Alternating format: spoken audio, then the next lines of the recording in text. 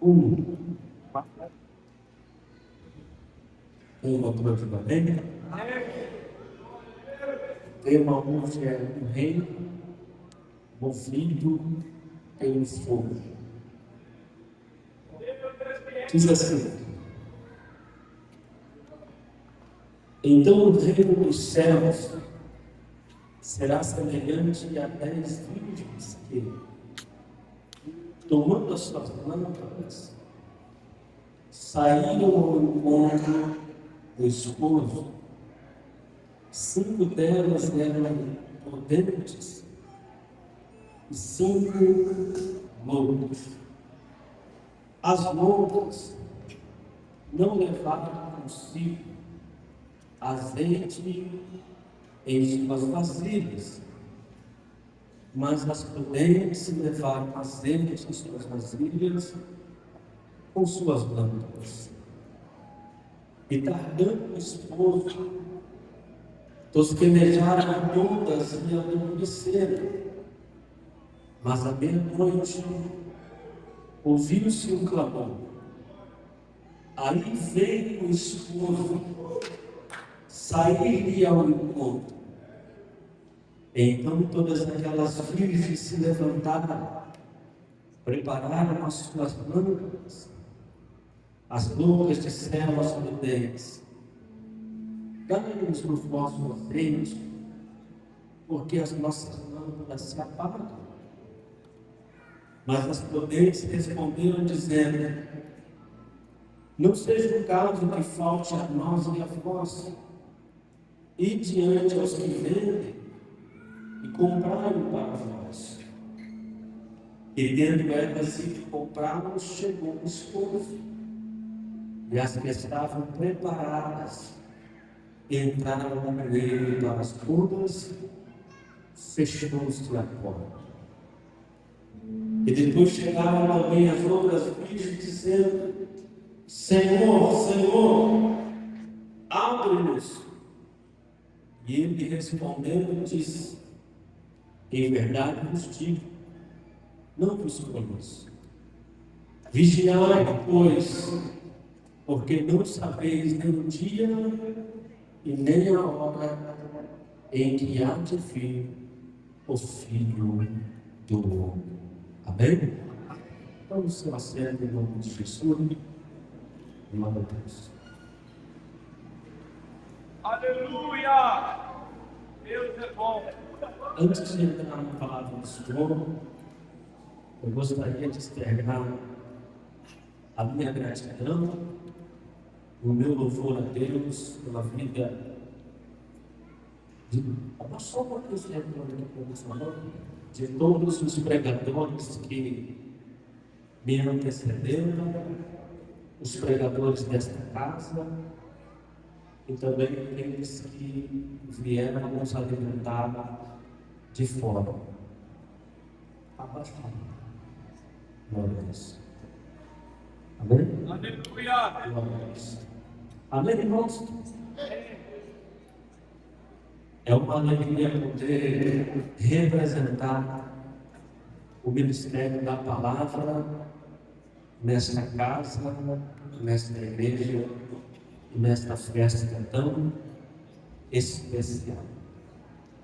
O apóstolo Paulo, na sua primeira carta à igreja de Coríntios, no capítulo 2, os versos 1 ao 5, ele diz: irmãos, quando fui ter convosco, anunciando-vos o testemunho de Deus, não fui com sublimidade de palavra ou de sabedoria, porque nada me propus a saber entre vós, senão a Jesus Cristo e este crucificado. Fui ter convosco em franqueza, em temor e em grande temor, pois a minha palavra, a minha pregação, não consistia em palavras persuasivas de sabedoria humana, mas em demonstração de Espírito e de poder, para que a vossa fé não se apoiasse na sabedoria dos homens, mas no poder de Deus. Se você continuar lendo, vai dar no verso 9, aonde ele termina dizendo: e aquilo que os olhos não viram, o ouvido não ouviu, e que não subiu ao coração do homem, estas são as coisas que Deus tem preparado para aqueles que o amam. Estas são as coisas que Deus tem preparado para a igreja mensagem nesta manhã. Estas são as coisas que Deus tem preparado para a sua vida nesta manhã.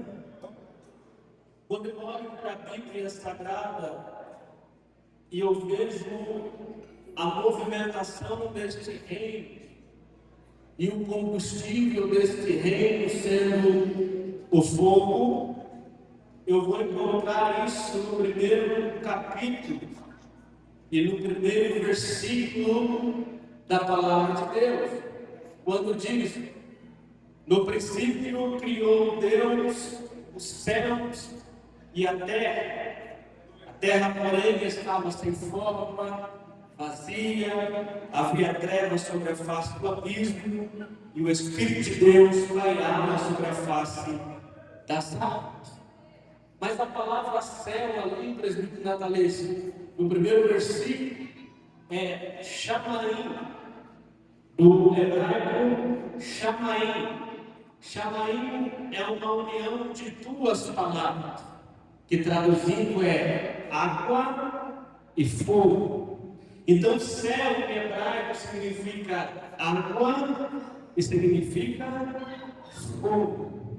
É por isso que nós, para irmos para lá, para alcançarmos este reino, precisamos passar pelas águas do batismo e ser envolvidos com o fogo do Espírito, porque esta é uma preparação para encontrarmos com Ele nos céus.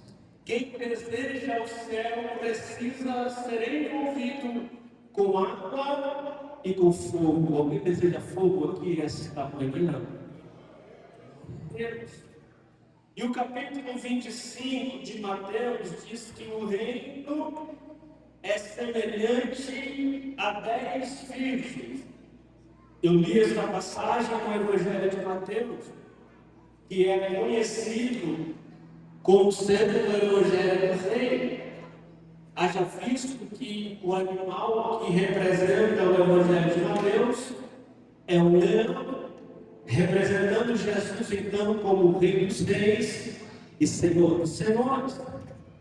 A palavra reino no Evangelho de Mateus aparece no mínimo em 54 citações, 54 vezes que aparece a palavra reino ou rei no Evangelho de Mateus.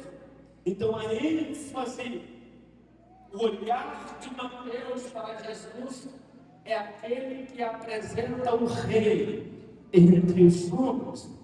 João representa Jesus como a graça, a água, a fonte da água viva. Agora, Mateus representa aquele que reina, aquele que governa, aquele que era, que é sobre todos, que é Senhor, que é Rei, que é adorado, que é glorificado. Se você não dá glória a Deus, vou continuar. Que é exaltado, que é bendito, que é magnificado, que é sempre esplêndido, que é Rei, Senhor de todas as coisas, do céu, terra, do ar, de tudo que vemos, sentimos e ouvimos. Ele é Senhor desta igreja.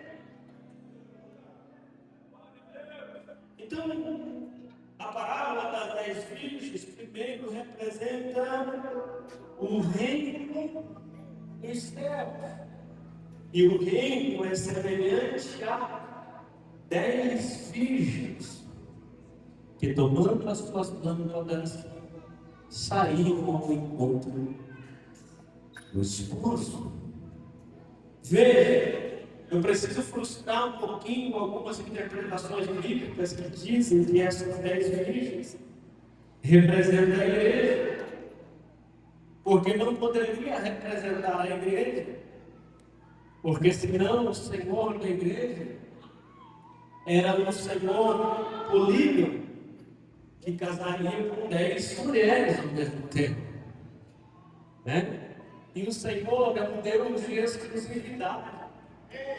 Então essas 10 virgens não podem representar a totalidade da igreja.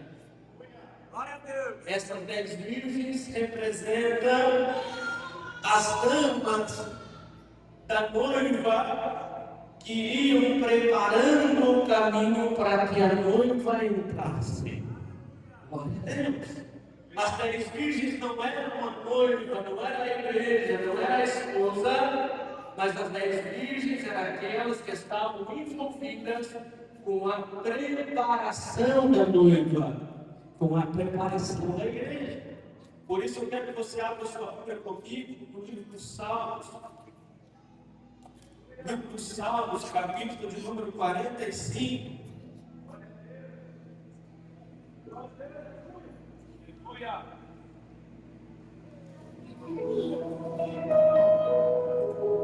Aleluia.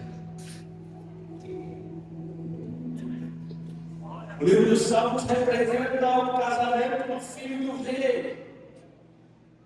Eu quero ler a partir do verso de número 5.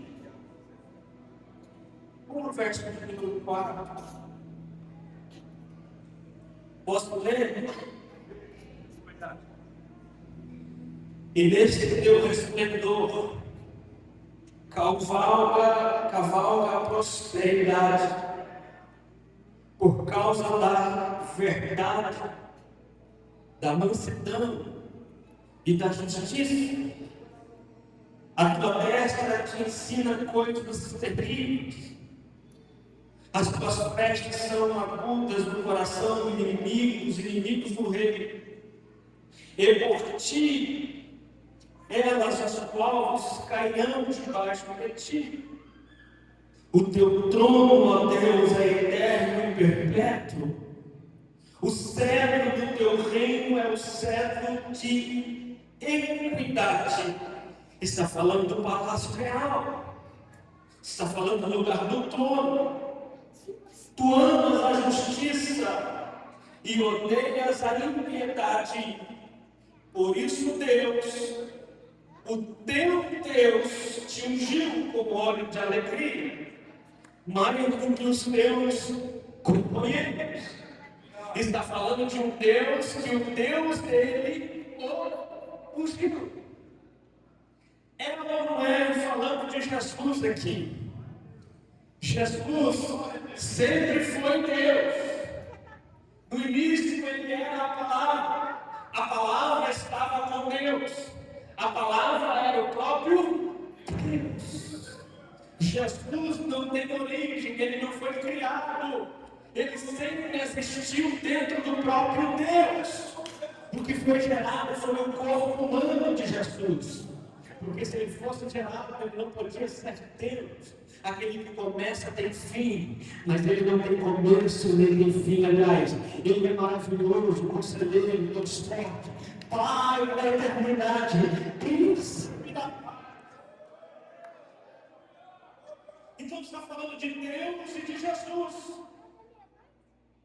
As tuas vestes cheiram de mirra e aléis e acácia, desde os palácios de marfim onde te alegram. As filhas dos reis estavam entre as tuas ilustres mulheres. À tua direita estava a rainha, ornada de finíssimo ouro de ofício.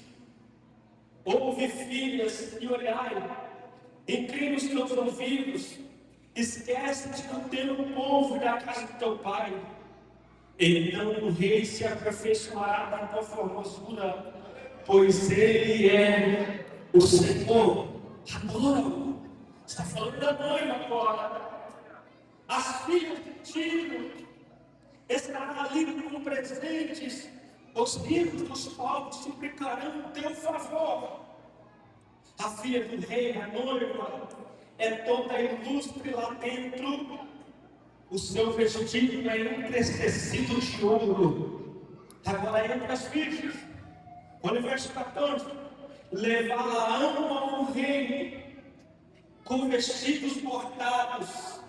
As virgens que a acompanham trarão a ti com alegria e regozijo as trarão. Elas entrarão no palácio do rei. Glória a Deus. Então as virgens tinham um papel de preparar a noiva, de preparar o vestido da noiva para introduzir ela na sala real. Porém, ao introduzir a noiva na sala real, as virgens a acompanhavam para dentro do palácio. Levante a sua mão, levante a sua mão, levante a sua mão. Isso fala de pessoas que trabalham para edificação da igreja, que terão como recompensa do seu trabalho entrar nas mansões celestiais. Alguém deseja isso? Glorifique a palavra do Deus.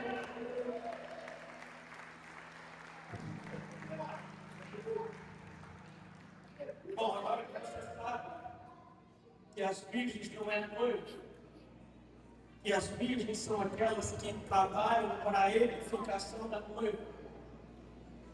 Porque a Bíblia diz então que, tomando as suas lâmpadas, saíram ao encontro do esposo. A Bíblia diz que o espírito do homem é a lâmpada do Senhor. Provérbios capítulo 20, verso 27. O espírito do homem é a lâmpada do Senhor. Vale lembrar aos irmãos que quando o homem peca no Éden, o seu espírito se apaga e a lâmpada do Senhor dentro do homem se apaga, porque o homem perdeu a conexão com Deus, perdeu o contato com Deus, perdeu a comunhão com o Pai eterno. Mas agora, quando o homem entrega a sua vida a Jesus como único, suficiente Senhor na sua vida, no momento em que ele confessa com crê no coração, confessa com a boca, a lâmpada, o Espírito, a comunhão, a intuição, o Espírito do homem é aceso novamente. É como se Deus reacendesse a lâmpada de dentro do interior do homem, do seu espírito. Todos aqueles que entregaram a vida ao Senhor Jesus como único, suficiente Salvador, o Espírito que estava morto dentro dele foi vivificado. Efésios capítulo 2, verso 1 diz: e nós estamos mortos em nossas ofensas, pecados e delitos. Ele nos vivificou juntamente com Cristo. Se o reino dos céus está aqui esta manhã, tem crente com lâmpadas acesas aqui. Se o reino dos céus está entre nós aqui, tem fogo e lamparina no nosso meio. Se o reino está entre nós, o fogo está ardendo continuamente sobre o altar e não pode ser apagado.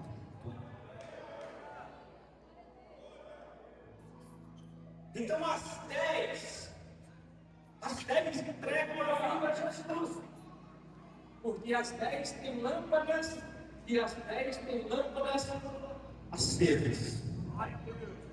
Porém, a Bíblia diz que 5 eram prudentes e 5 loucos. Paralelo a isso, Efésios capítulo 4, verso 9, diz que 5 ministérios edificam a igreja. Efésios capítulo 4, verso 11 diz que ele deu uns apóstolos, outros a profetas, outros ele deu a evangelistas, outros ele chamou para o ministério pastoral e outros ele chamou para o ministério de ensino, os mestres. 5 são os ministérios que trabalham na edificação do vestido da noiva. Porque tem 10. Porque representa cinco que trabalharam prudentemente nesta edificação, cuidando do propósito que Deus designou dentro dele. E 5 trabalharam loucamente no ministério. Então representa 5 que se dedicaram nesta edificação e 5 que não se dedicaram a esta edificação. Quem está entendendo, diga amém.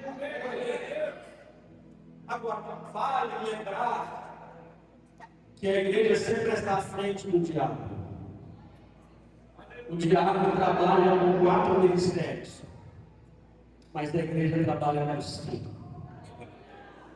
O diabo pode ser migrador, portador, destruidor e devorador. O diabo pode roubar, matar, destruir, estaltear. Mas enquanto está fazendo os 4 ministérios lá, enquanto vocês estão edificando com os 4 ministérios lá no carnaval, a igreja está sendo uma igreja apostólica. A igreja está sendo uma igreja profética. A igreja está sendo uma igreja pastoral. A igreja está sendo uma igreja evangelista. A igreja está sendo uma igreja que está ensinando a palavra de Deus. Nós sempre estamos na frente. É por isso que ele vai levantar escola de samba para perseguir. É por isso que ele vai levantar pessoas para falar mal. Porque quem fala mal e persegue está atrás. Enquanto eles estão atrás, a igreja segue na frente triunfando. Sai vencendo para vencer. Sai vitoriosa para vitória. Quem crê nisso, levanta a sua mão. Levanta a sua mão. Você está entendendo esta palavra? Igreja segundos.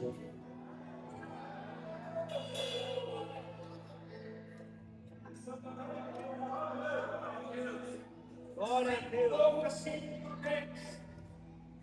mas a Bíblia diz que tardando o esforço, tosquenejaram todas e adormeceram.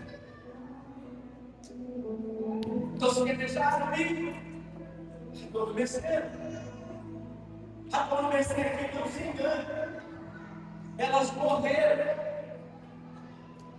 Todas morreram. Todas morreram. Tanto as loucas como as prudentes. Porque esse texto fala daqueles que morreram. E os que ficaram vivos? Os que ficaram vivos, trata no capítulo 24, nas 2 parábolas, os 2 servos da vida. Está entendendo, minha amiga? Mas, à meia-noite, um período de escuridão. Meia-noite representa um período de trevas. Meia-noite representa um período de caos. Meia-noite representa um período de transgressão. Meia-noite representa um período onde os homens deixaram o uso natural das mulheres e se entregaram às suas paixões uns para os outros. Meia-noite representa um período onde as mulheres, semelhantemente também, deixaram o uso natural dos homens e se entregaram às suas paixões umas às outras. Meia-noite representa um período de apostasia. Meia-noite representa um período onde o amor de muitos se esfriaria. Meia-noite representa um período de transgressão espiritual, de caos. Mas à meia-noite ouviu-se um clamor. Aí veio o esposo. Aí veio o esposo. Olha o clamor para vir o esposo.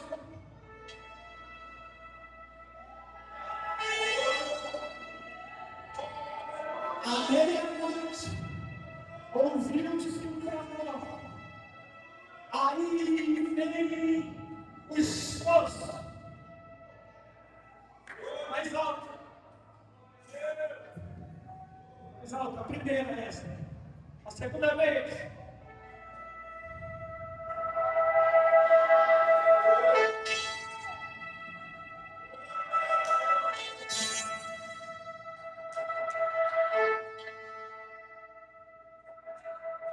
Num momento, num abrir e fechar de olhos, ante a última trombeta, os que morreram em Cristo ressuscitarão primeiro.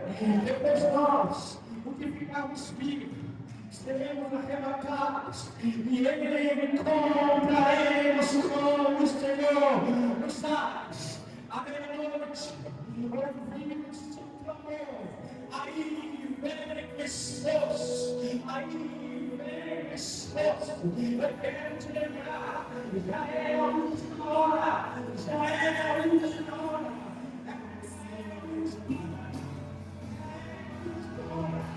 Aí vem o esforço.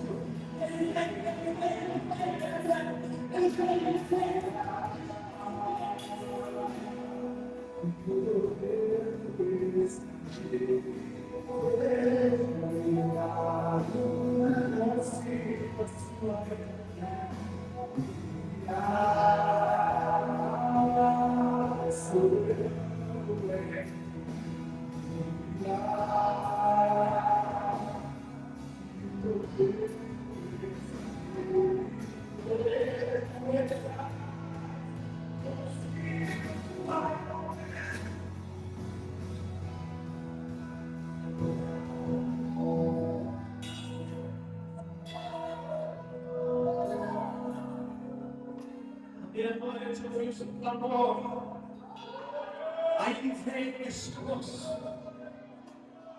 mas quando a noiva vai anunciar o palácio, o esposo precisa se levantar do trono.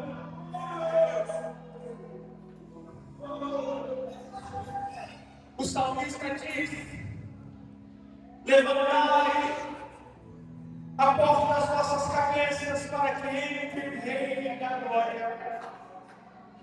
O Rei da Glória, o Senhor vitorioso na batalha, Ele é o Rei da Glória. O noivo se prepara, se coloca em pé. As moças, as virgens, estão na frente.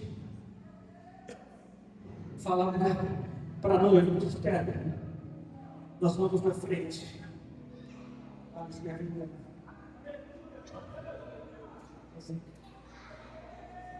Glória a Deus. Espera, irmão, nós vamos na frente. O irmão já está em pé.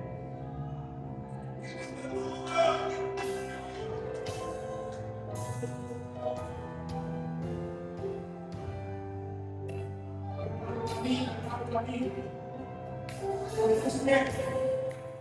A gente não pode estar vestido. Coloca a sua cabeça. O rei que está em pé esperando. Elas entram na frente. De repente, quando bate para os lados.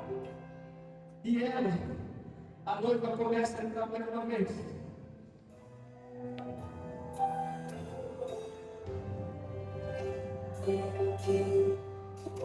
Levante bem a sua mão, levante. Levante bem a sua mão. Porque Ele está te preparando para entrar no triunfal. Ele já está em pé, está todo em pé. E te receber.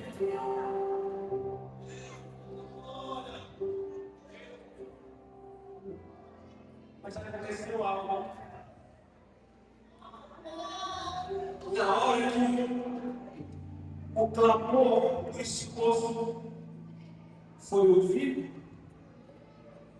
todas aquelas virgens se levantaram, todas ressuscitaram, as loucas e as pobres. Todas elas se levantaram. Eu não sei a forma com que os nossos entes queridos morreram. Muitos morreram de acidentes. Muitos morreram afogados. Muitos, como já foi dito aqui, morreram martirizados no Coliseu, separados seus membros. Mas quando eles ouvirem, lá no lugar dos mortos, soar o clamor dos todos, não sei de que forma eles vão ter que levantar e se ressuscitar.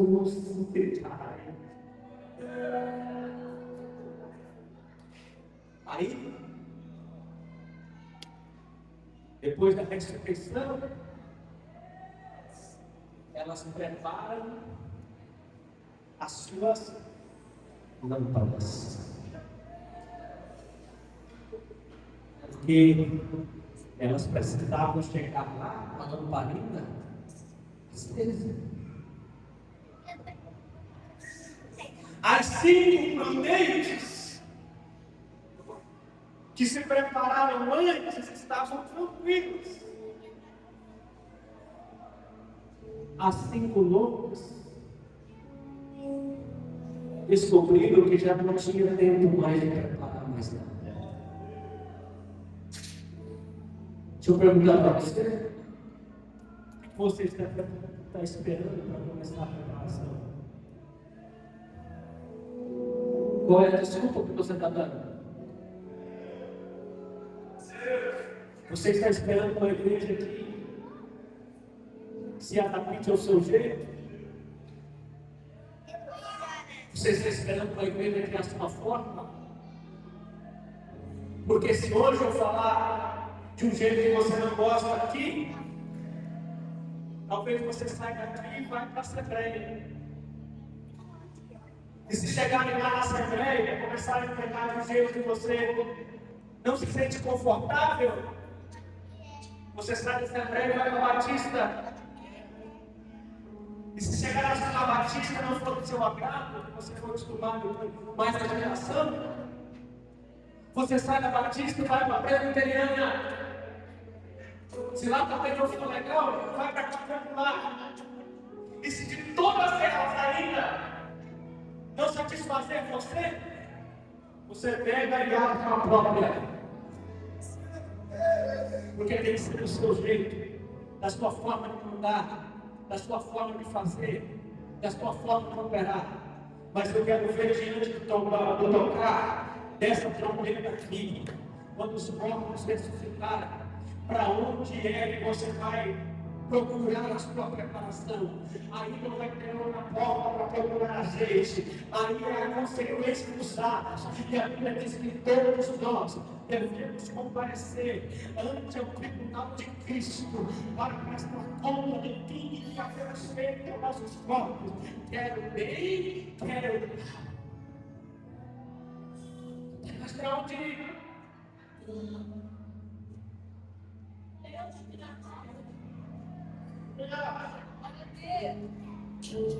As prudentes levaram azeite.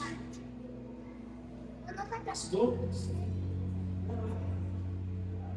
Mas a Bíblia diz que nas vasilhas, a vasilha aqui representa a alma da tarefa. Porque o Espírito já está iluminado com fogo, é a lâmpada. As vasilhas são a alma. A alma precisa produzir o azeite, mas eu entendo, pastor. Eu entendo. Porque para encontrar, para gerar o azeite é difícil.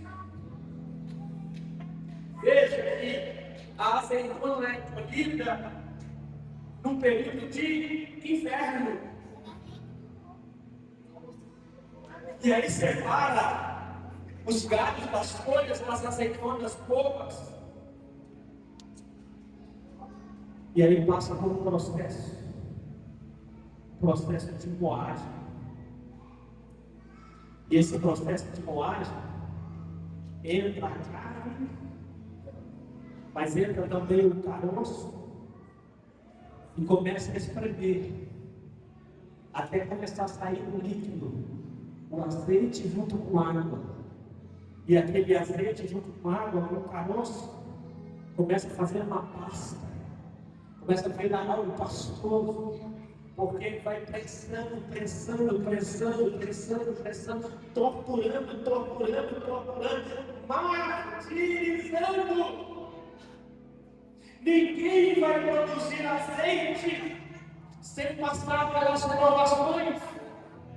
Eu vou dizer de novo, porque talvez só eu seja aprovado aqui. Ninguém vai produzir azeite sem passar primeiro pela prensa, pelo período de formação, de trituração. Sabe o que Deus está fazendo com você? Está triturando todo o teu ego, está triturando o teu orgulho, está triturando o seu caráter, está triturando as tuas vontades, está triturando os seus sentimentos, os seus pensamentos estão sendo triturados. É por isso que ninguém explica essa luta interna que você está tendo aí.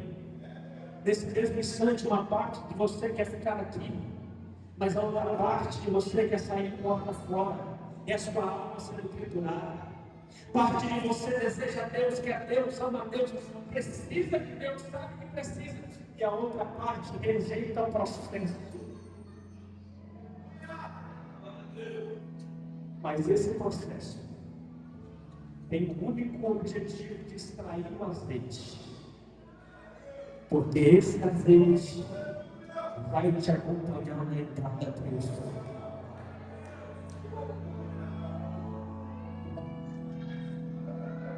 Se ele vem sobre esta sua poder, justiça em tuas mãos, plenamente conhecerei e finalmente eu verei Cristo.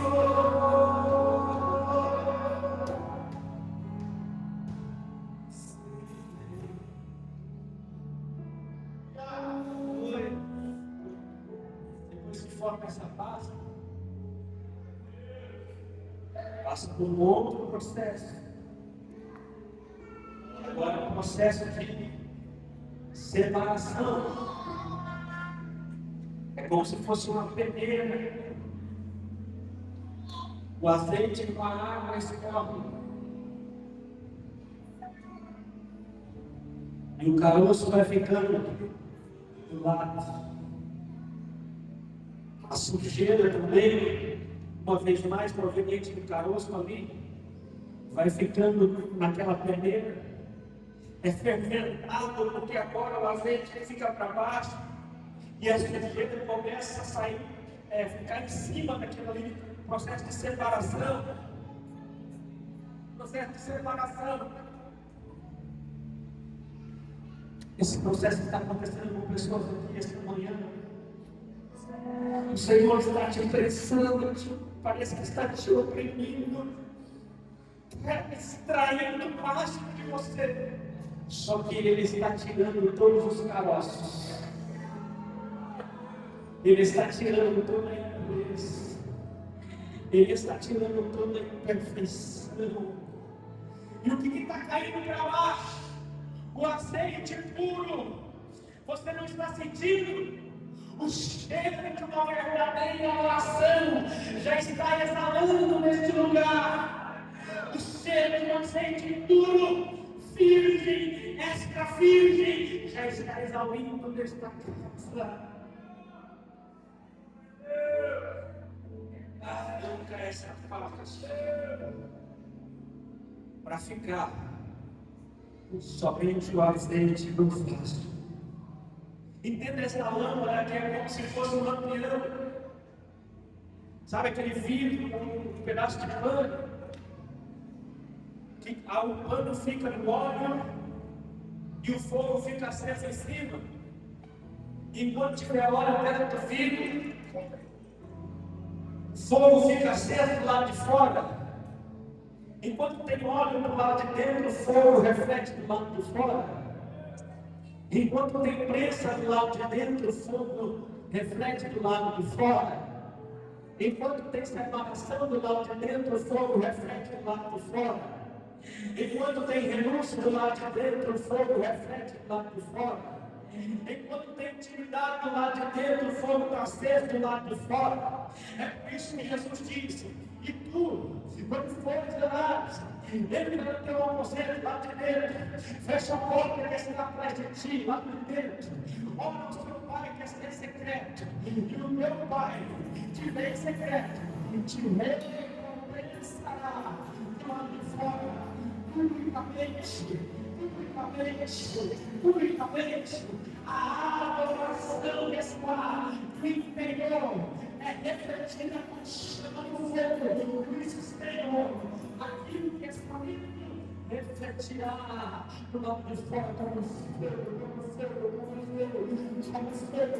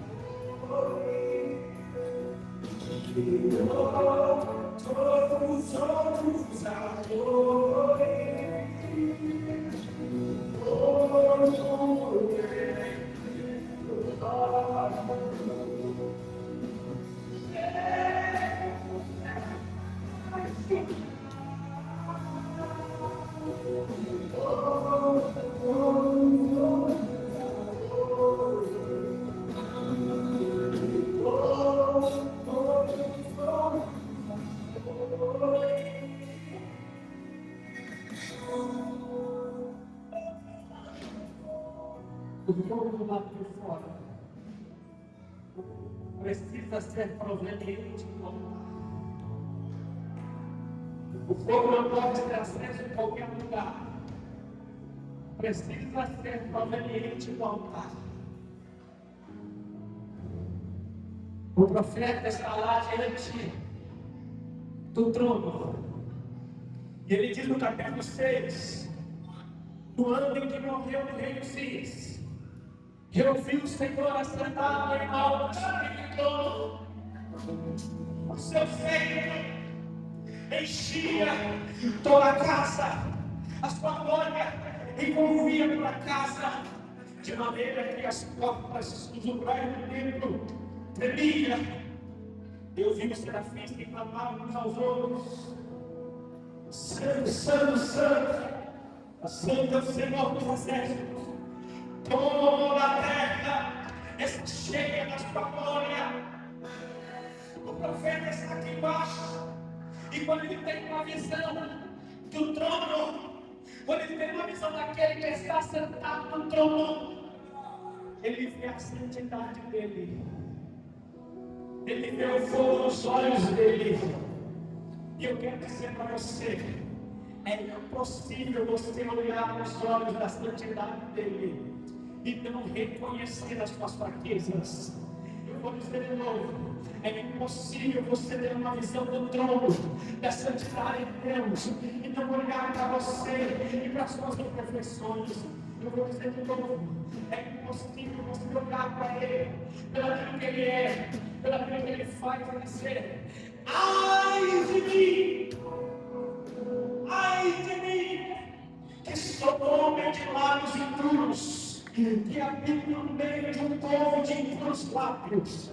Todas as vezes que eu olho para a santidade de Deus, eu reconheço quem eu não sou. Aleluia, mas glória a Deus por isso. Enquanto o profeta está aqui, de joelho dobrado, falando: ai de mim, que sou homem de lábios impuros, habito no meio de um povo de impuros lábios. Diretamente do altar, e toca nos seus lábios, e toca nos seus lábios, e toca nos seus lábios. De repente a mulher diz: e a tua iniquidade foi arrancada, foi arrancada, foi arrancada. Tem fogo, essa mulher.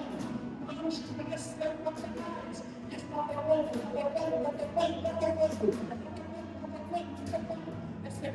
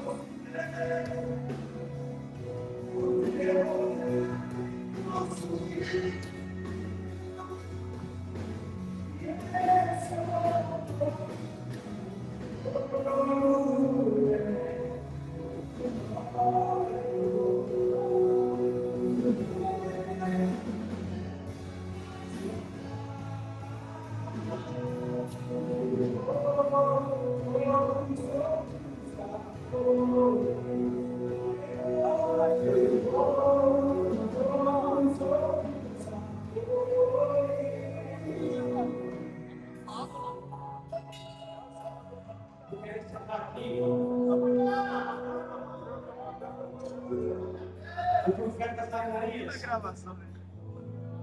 no capítulo